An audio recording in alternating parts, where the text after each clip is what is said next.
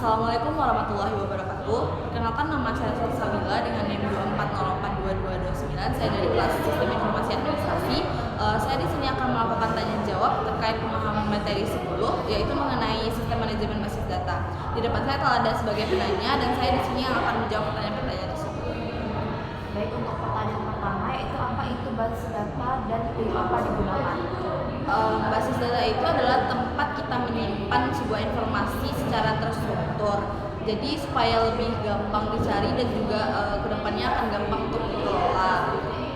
Contohnya itu data pelanggan, misalnya data mahasiswa atau catatan dari transaksi gitu. Nah, dengan database kita bisa menghindari duplikasi data, mempercepat pencarian dan menjaga keamanan data. Jadi dari basis data ini akan kerjaan administrasi dan juga pelaporan akan menjadi lebih efisien ke depannya. Selanjutnya apa perbedaan DBMS dan RDBMS?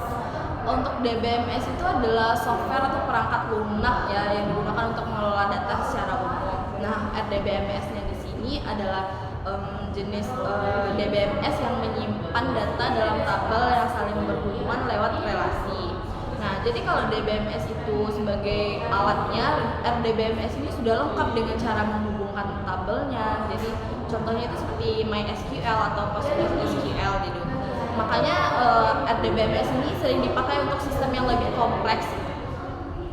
Apa itu entitas, atribut, dan relasi dalam ERP? Untuk entitas itu adalah objek yang datanya ingin kita simpan, misalnya mahasiswa atau barang gitu. Nah, untuk atributnya itu adalah rincian dari entitas itu seperti nama, alamat, terus harga gitu.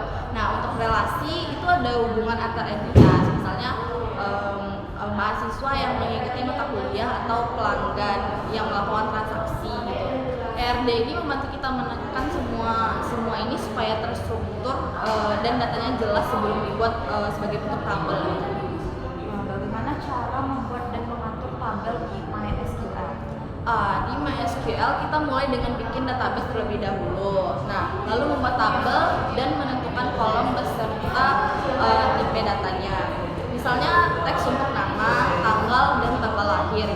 Kita juga bisa atur primary key, foreign key untuk hubungan antar tabel dan konstan untuk menjaga konsistensi data. Intinya itu paham strukturnya terlebih dahulu, baru implementasi lewat perintah dari SQL.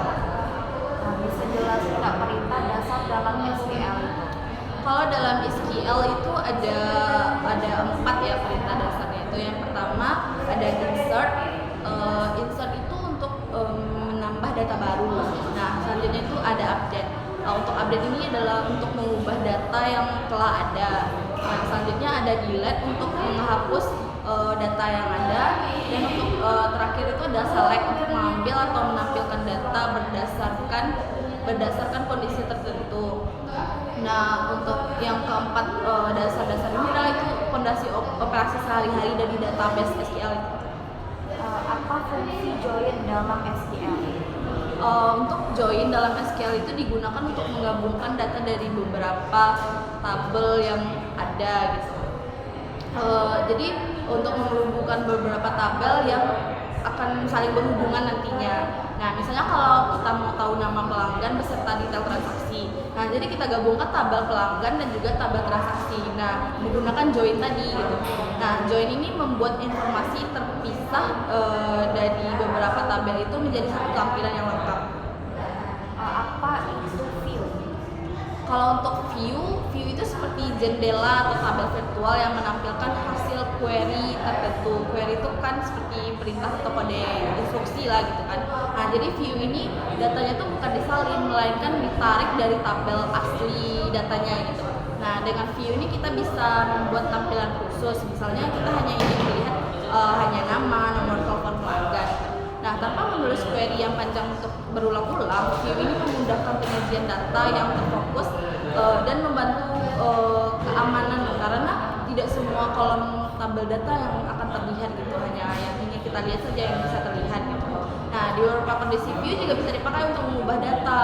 Nah, tapi tergantung struktur view dan juga aturan dari database itu. Terakhir, apakah view bisa diubah-ubah datanya? Nah, sesuai pembahasan tadi bisa tergantung tapi tergantung dari struktur view-nya itu sendiri. Jadi datanya bisa diubah, tapi tergantung dari strukturnya. Nah, kalau view itu berasal dari satu tabel dan memenuhi aturan dari database, kita bisa melakukan insert, update dan juga delete lewat view.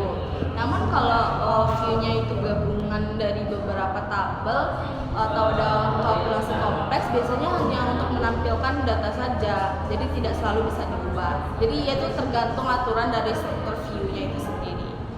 Oke. Baik, itu saja. Sekian dari saya. Terima kasih. Assalamualaikum warahmatullahi wabarakatuh.